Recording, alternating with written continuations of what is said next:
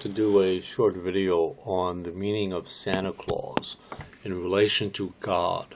And what's rather interesting is that, parents eventually will tell their kids that Santa is not real, that it's really me giving you these presents, But yet parents will continue to condition their kids to believe in God.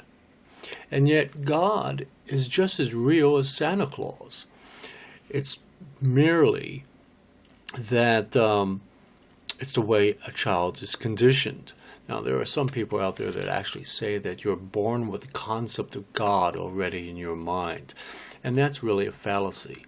The reason why is when you're a child, or an itty-bitty child, even a toddler, a baby of 1 day old, you look up to your parents. You look up to authority.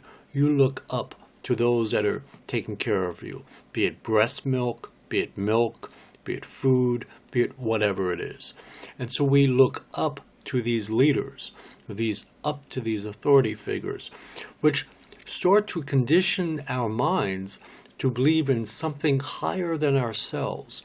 So through that conditioning level, which is very, very unconscious, extremely unconscious from a 1 day-old child onward, even in the most abstract way, even a fetus inside the womb is dependent upon its mother.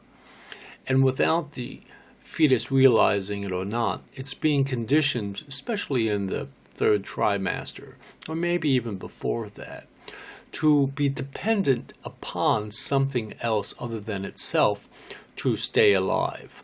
And so in an extremely abstract manner, it is also looking up to authority. It needs authority. It needs its mother, so to speak.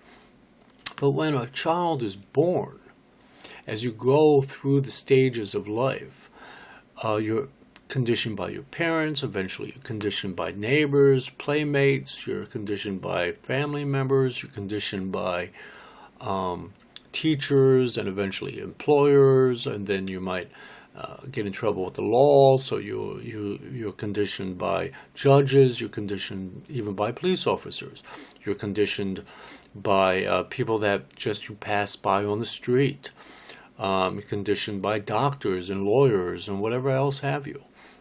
And all this conditioning are people that are in authority.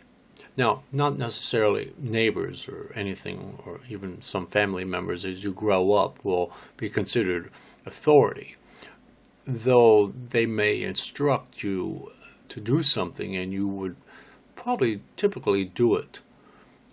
But mainly as you grow up, as you become a young adult and you take on legal responsibilities, especially when you're 18 and over,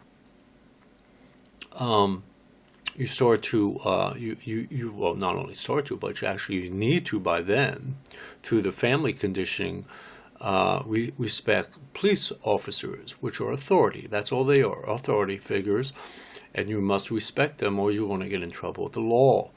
You must respect the judge or he's going to just put you in a jail cell just for contempt of court, let alone all the other issues at hand.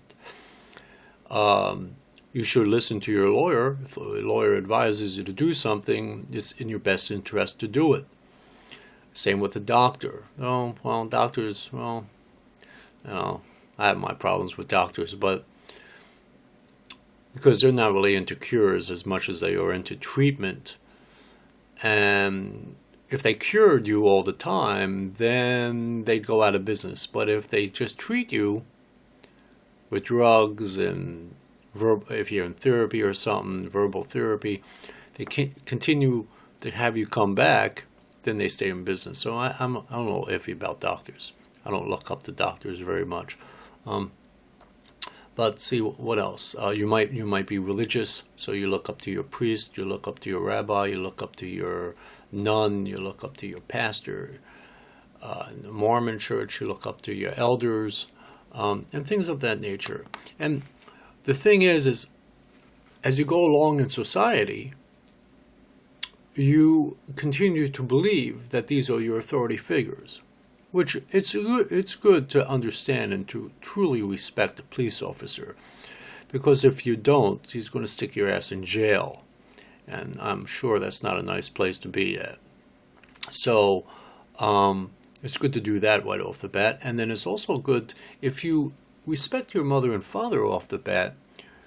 They should teach you, like what Sigmund Freud, in his own psychoanalytical term, he used as the super ego, and that is what you right or wrong, to know your conscience, to know the difference between right or wrong, and so you're not controlled by your id, which is your impulses, your instinct to do things. Like animals, they don't really think too much; they just go do it, Then of your ego, of course, is your self-identity, your self-consciousness, and things of that nature, your awareness and things of that nature.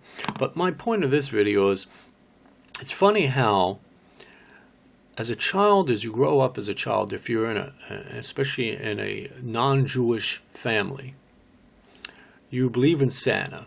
Santa Claus is going to bring all these presents to you. And as time goes on, your parents will uncondition you, so to speak, by telling you that Santa is not real. But yet, if it's a religious family, or you don't even have to be religious, just a family that believes in God, they will not uncondition you on that. Now, if they did uncondition you on God, you probably will not believe in God as time goes on. And I'm talking at a very early age, to continue that from day one to the time that you actually you wind up around peer pressure and around teachers and other viewpoints that probably do believe in God. But you're most likely not believing God because you're conditioned not to believe that way. So then society, or the moral majority that believes in God, would have to uncondition you to believe back in God again. So Santa, as far as I'm concerned, Santa and God are one and the same. Really, it is. It's just a question of being conditioned with Santa, and then unconditioned, and then being conditioned of God or about God, and continuing that conditioning for as long as you live, unless you start to contemplate, start to think and reason, and you start to realize God is just no different than Santa Claus. So that's my little video on that. Bye.